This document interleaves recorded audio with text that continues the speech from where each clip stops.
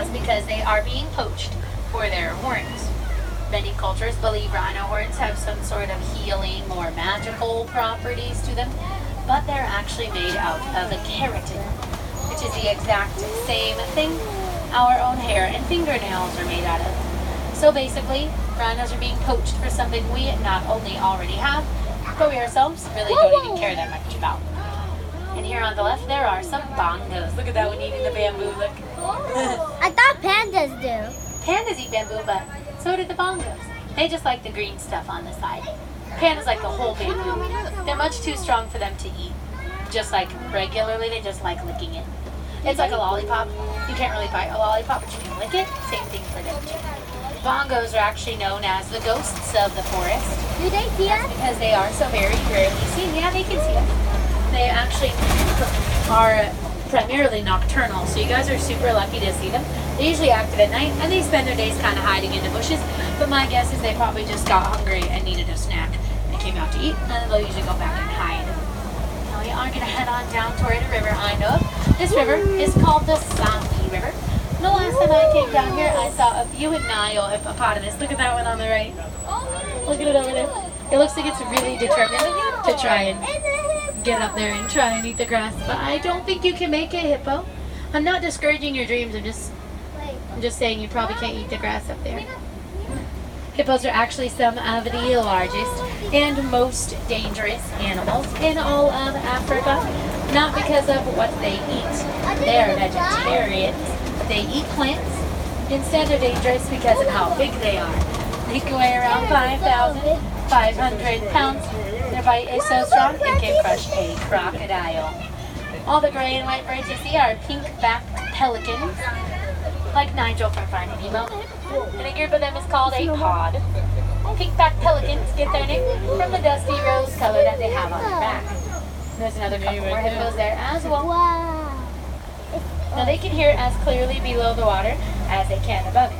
So as clearly as you all can hear me, they can hear me as well.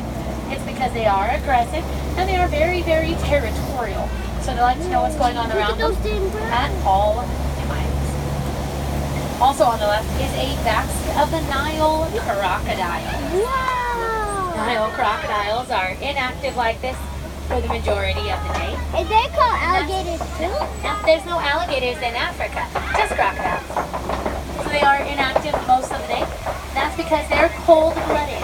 They need to save their energy for when they eat, which is only about once a week or so. So there's actually only two types of alligators in the world. Their names tell you where they live.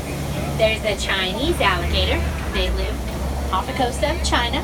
And there is the North American alligator.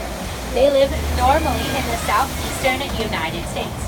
Everything else in the world is either a crocodile, some form of it, a caiman, which is like a Central and South American version, or what's called a gharial. Gharials primarily live in India. They usually live in rivers. So if it's in Africa, it's going to be a crocodile. In fact, the only place you can find alligators and crocodiles living together are the Florida Everglades. That's where you can find the North American alligator and the American crocodile. Yes, that funny tree is an upside down tree. We're going to get a couple more a little bit closer up as well. They're actually called baobab trees. But the nickname is the upside down tree because they look like they're planted upside down. They're not. They just remain leafless for about 9 months out of the year. And the baobab marks our entrance here into the savanna and the Serengeti grasslands. Now to make things easier for everybody, if the animal is next to us or near us, we will go ahead and talk about it. If it's really far away though, don't worry about it. We will make our way over there. It's just going to be a lot easier that way. The first ones you can see are these little brown and white ones on the right. These are called springboks. They're not actually as small as they look. They're about 3 feet tall and they weigh about 100 pounds. So they're about the size of a golden retriever dog, if you know what those look like. They're about the size of them. They just look small because everything is really, really big. Springboks actually get their name from their incredible ability to jump. They can jump about 6 feet straight up into the air and around 13 feet forward. When they do, it's called pronking. And they typically pronk when they get scared or startled. It doesn't happen a lot, but when they do pronk, it's quite cool. And inside the den here on the left is a pack of the African wild dogs. A lot of people confuse them for hyenas, but they're not the same thing. They don't really like each other all that much. Oh, look. They're African wild dogs. Where's, I don't see it. Yep, African wild dogs. You can tell because hyenas are active in Maine. And the wild dogs are, well, there's lots of other differences, but that's the biggest one. Wild dogs are some of the most successful and dangerous predators in all of Africa. They're even more successful at hunting than lions, cheetahs, and hyenas all combined. It's because they not only hunt as a group, but because they chase their prey down till their prey just falls right over from exhaustion. The darker brown antelopes on your left are sable antelopes. They are the emblem of the Harambe Wildlife Reserve. The way that their horns are curved does deter attacking predators, like lions, from jumping on their backs. All the gray animals everywhere are white-bearded wildebeest. They're a little too close for us to stop, so we're going by real slow. White-bearded wildebeest are also called gnus, after the grunting sound they make. They actually get their name wildebeest from the Afrikaans word wildebeest, which means a wild beast. And that's after their tendency to cause stampedes. When one wildebeest runs, all of them will run as well, even if they aren't sure why they're running. They'll see their friends doing it and want to join in. The reason we stopped here is if you look way up on the top of the hill to your left, you can see a couple of giraffes up there. I don't see it. Way at the top of the hill. We might find a few more a little later on, but they're hanging out up there. There's another one up there too. Oh, I see And it. a group of giraffes is actually called a tower. It's perfect for them because they do indeed tower over everything. The adults can stand anywhere between about 18 and 20 feet tall, making them the tallest animals in the world. When babies are born, they're usually born between about 4 and 6 feet tall. The large cattle, both on the left and right hand sides, are the Anacolmi cattle. They're also called Watusi cattle, which is the tribe that was first to domesticate them. Their horns are actually not all that heavy. What they've got inside them is this honeycomb shape that has veins running through. That's what helps them regulate their temperatures. Keeps them cool in the summer and warm in the winter time. And you can see the rest of the giraffes up there on the left. Way up on the top of the hill up there. Oh, giraffes. Which is what they do like 90% of the day. Giraffes actually only sleep for about 30 minutes a day.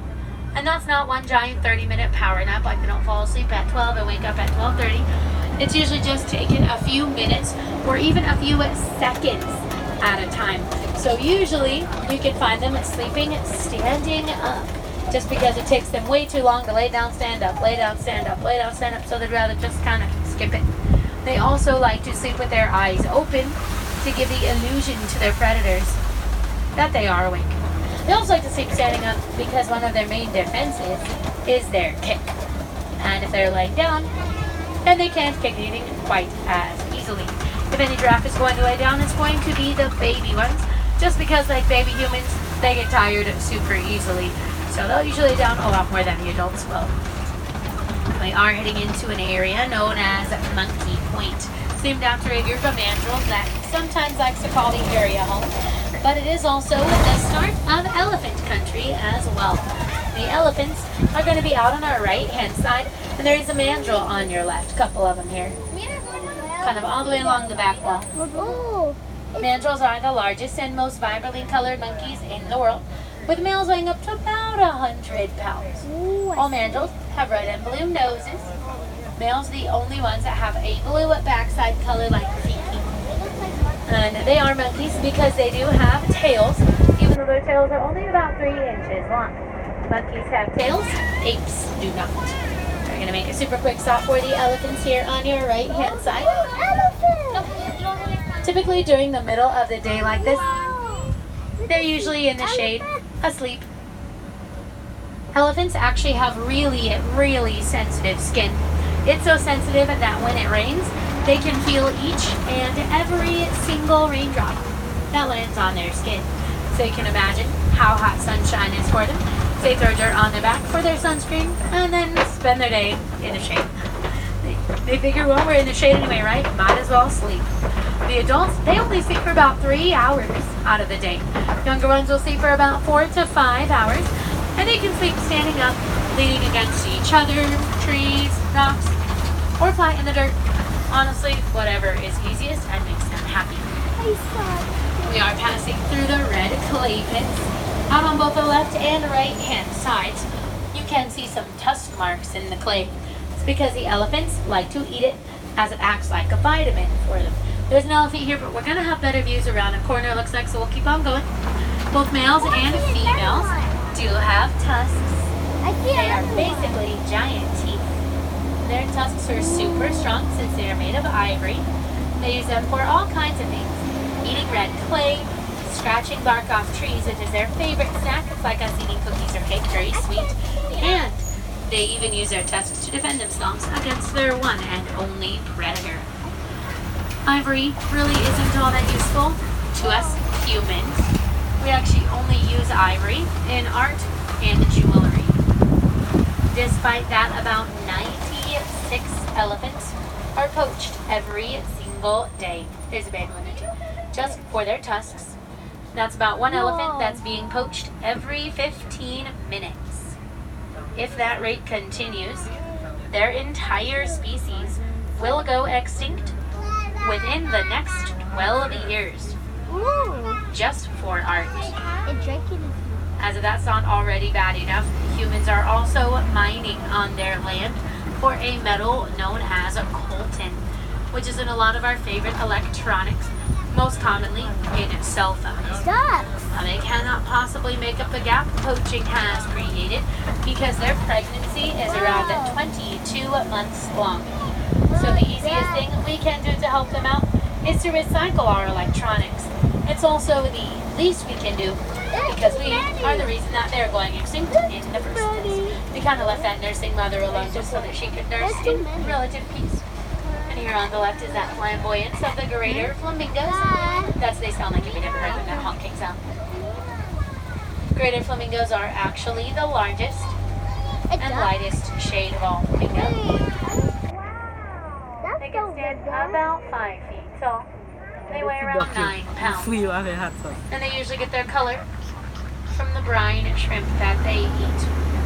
It's actually the beta carotene found in the shell of the shrimp. The reason that tropical flamingos are a very, very vibrant color is because they eat more algae. And the algae has a lot more pigment in it than the shrimp does. Nobody really knows why flamingos stand on one leg. A lot of people think that it could be to help them regulate their temperature, but it could be because their leg gets tired, or it could be because of the funny way their body is shaped. It's easier to stand on one leg instead of two. Since nobody knows, you can think whatever you like. And coming up on the right, there's going to be a crash of the white rhinos. Right up in that little clearing up there. I don't see it. See the big rocks with the ears? That way. Oh. Now, white is not a reference to their color in any way. It's actually a mistranslation of the Afrikaans word white, which means wide, in reference to their wide, flat mouths. They are grazers, meaning they're going to eat the grass on the ground, like lawnmowers. Over your left shoulder, in the corner there, staring at us, we'll stop here so you can see both. Over your left shoulder in the corner, there are 2 cheetahs. If you see those really light colored trees, look to the right of those really skinny trees. There's 2 like awkwardly skinny trees. Oh, it's right there. Look to the right of those trees. Right there, Bert. There's 2 of them. Straight ahead to my finger. Follow my finger. Straight. Right of those skinny trees, one of them is looking straight at me. You see so I'm those quite 2 loud. skinny trees? The skinny trees right there? Oh, yes. Yes. One of them has I'm its looking back at to them. us too. It's creepy. Cheetahs are the fastest land mammals in the world. There's another one coming up here too. They can run at speeds of up to around 65 miles an hour, which they can reach in around 3 seconds. This one is near the tree stump that fell over. Where? There's a tree stump that just fell right over to the left. That yellow stick that's in the dirt. Right there. It's laid down in the floor. Cheetahs can only run really fast for around 30 to about 45 seconds. Otherwise, their bodies overheat. Sometimes reaching temperatures of about 105 degrees Fahrenheit. Cheetahs also cannot roar like other large cats, but they do have the ability to purr and meow as well, which is something big cats like this lion cannot do. And he's up here on the left sleeping. Look at his little face. He's got his little paw under his chin, so it's kind of like pushing it out, making him look extra cute. Is he sleeping? Yeah, he's sleeping. But he's also listening to us. So lions are super lazy cats. They will do nothing for about 16 to 20 hours out of the day. They're not always sleeping. Most of the time they are, but they could be resting, relaxing in the shade, whatever it is they want to do. But most of the time, it's sleeping. And on the right are some more white rhinos and some ostrich as well. Ostrich are the largest bird in the world, but they cannot fly. They can, however, run at speeds of up to around 45 miles an hour. When they climb the rings and they run, they're not trying to fly. They're trying to keep their balance and change direction. Yeah, this is his back. So he's actually up here with a couple of the females. They're around somewhere. The females are the ones who hunt. The male just stays behind, and he will watch over the pride territory. I see something. Here on the left, there are some warthogs. One of them is sleeping in its food. They always. Hi, look at how cute they are. Every animal sleeps. Yeah, they're sleeping because it's hot and it's nap time. Oh. When it's really hot, they just like to lay down and sleep. Warthogs are the largest of all the burrowing animals. When they go into their burrow, they will back in with their tusks sticking out. That way they can be prepared in case predators sneak up and attack them. They use their curved upper tusks for digging, and their pointed lower tusks for self-defense. Plus they're also sleeping because most of them just ate lunch. Most of them just ate lunch, so now they're tired after eating. So here's the ostrich, rhinos, and bontebok again. So the bontebok is that little brown one in the middle with the horns. They are cousins of the wildebeests, and they are very special because up until about the 20th century, they were poached so badly. They were poached so badly for their coats. There were less than 20 left in the entire world. A group of farmers noticed what was happening to them, decided they wanted to try and save the bonteboks, and they did. They basically built a big giant fence around